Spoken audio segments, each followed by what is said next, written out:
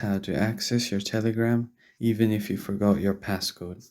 So if I try to open my Telegram right now, I've set a passcode, so it's obviously asking me for the passcode to log into the app. But if you forgot your passcode, then what you can do is you can try to uninstall the app once. So I'm just gonna go here, go on the app info right now.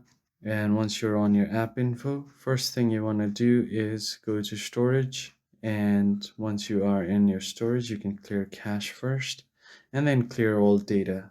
So if you do this, once you do clear all of your data, it will again ask you for your passcode. So the only thing that you can do in this case is uninstall the app. And once you uninstall, you can reinstall the app. So let's wait for it to reinstall.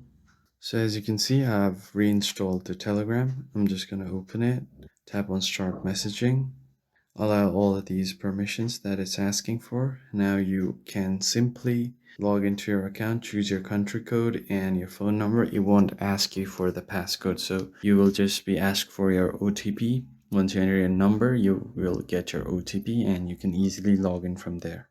I hope this video was helpful to you in any way. If so, please hit like and subscribe to the channel. I'll see you in the next one. Thank you for watching.